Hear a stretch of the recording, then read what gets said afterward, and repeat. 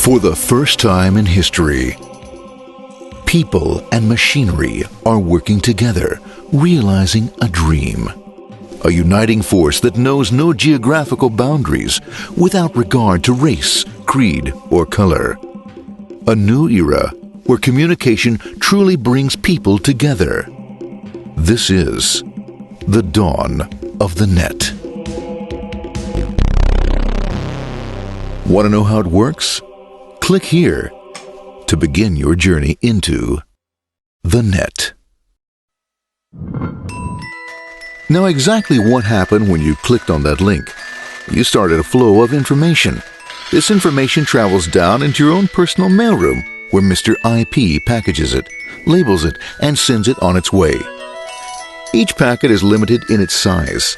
The mailroom must decide how to divide the information and how to package it.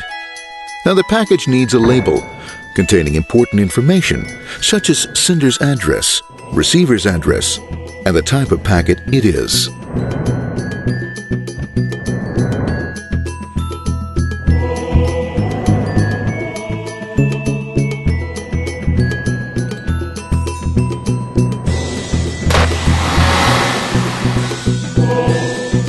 Because this particular packet is going out onto the internet, it also gets an address for the proxy server, which has a special function, as we'll see later.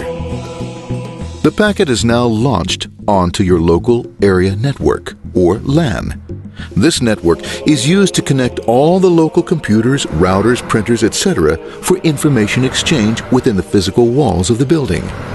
The LAN is a pretty uncontrolled place, and unfortunately, accidents can happen.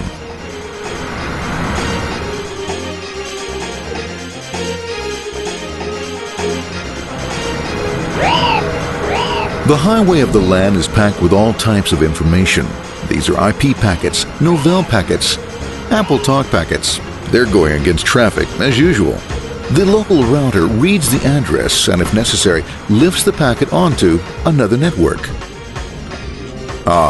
The router, a symbol of control in a seemingly disorganized world. Whoops, sorry about that. Let's go with this one here, this one here. This goes here, this one goes here. I don't like this one. Let's go with this one. Let's go here. A little bit this left. Let's go with this one here. Another channel here. Let's put that one here. Let's put that one here. There he is, systematic, uncaring, methodical, conservative, and sometimes not quite up to speed. Sorry. But at least he is exact, for the most part. That's the one goes there. That one was there. That one was there. That one was there. And this one was there. Oh, another one goes there. That was there. He's fine. Let's go there. That was there. He was there. Oh, let's put that one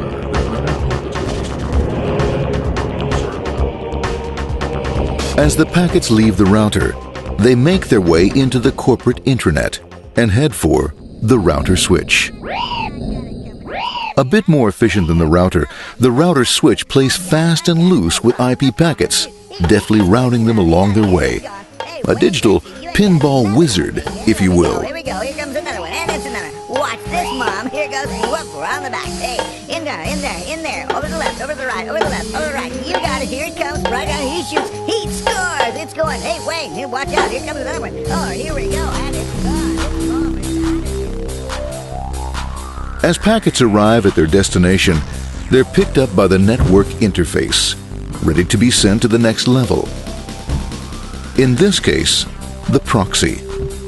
The proxy is used by many companies as sort of a middleman in order to lessen the load on their internet connection, and for security reasons as well. As you can see, the packets are all of various sizes, depending upon their content.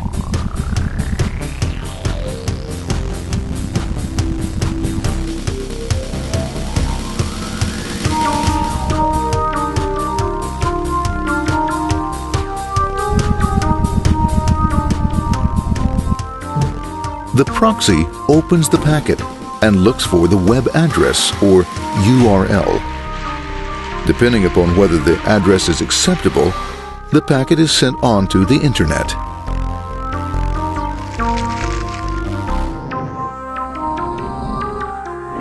There are, however, some addresses which do not meet with the approval of the proxy, that is to say, corporate or management guidelines. These are summarily dealt with. We'll have none of that. For those who make it, it's on the road again.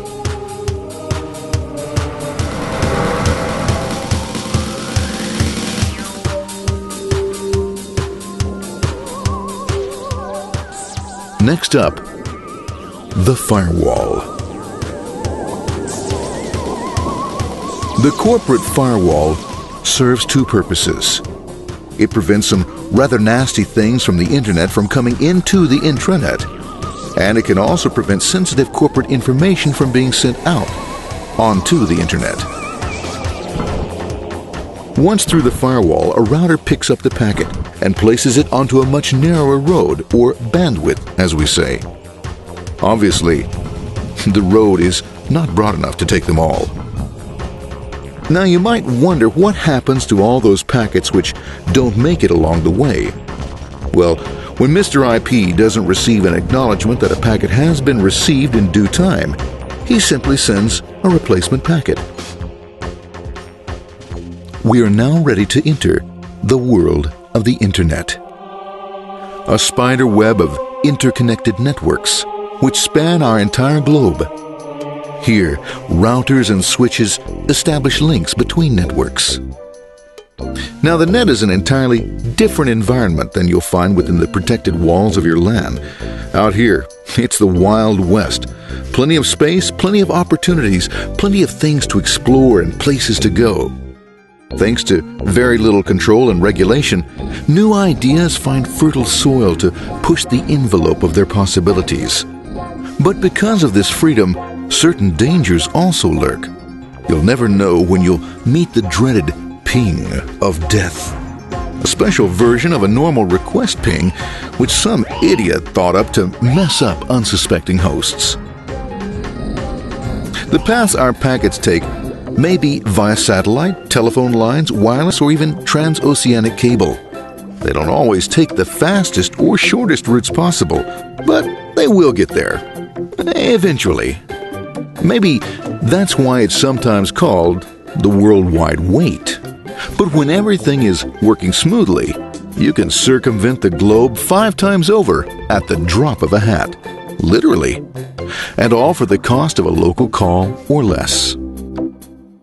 Near the end of our destination, we'll find another firewall.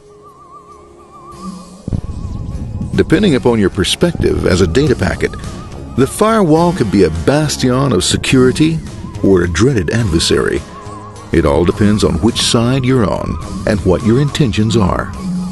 The firewall is designed to let in only those packets that meet its criteria. This firewall is operating on ports 80 and 25. All attempts to enter through other ports are closed for business.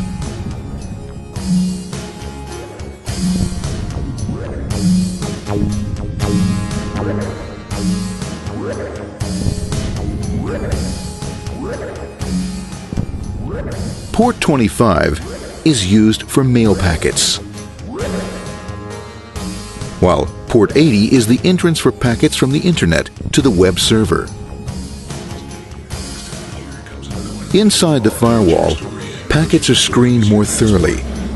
Some packets make it easily through customs, while others look just a bit dubious. Now, the firewall officer is not easily fooled, such as when this ping of death packet tries to disguise itself as a normal ping packet. It's okay, go on, it's okay, no problem.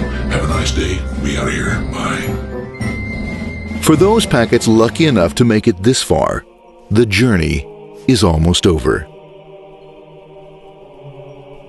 It's just a lineup on the interface to be taken up into the web server. Nowadays, a web server can run on many things, from a mainframe to a webcam to the computer on your desk, or why not your refrigerator? With a proper setup, you can find out if you have the makings for chicken cacciatore or if you have to go shopping. Remember, this is the dawn of the net. Almost anything's possible.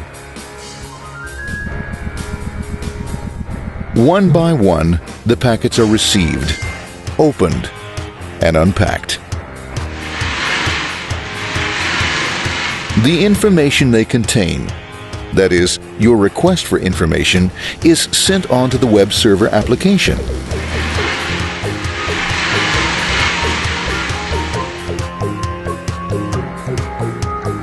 The packet itself is recycled, ready to be used again, and filled with your requested information.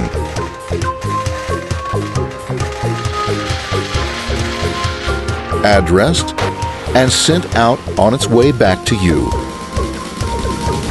Back past the firewall, routers, and on through to the internet.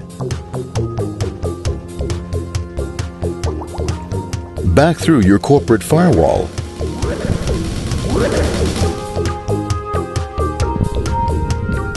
And onto your interface. Ready to supply your web browser with the information you requested. That is, this film.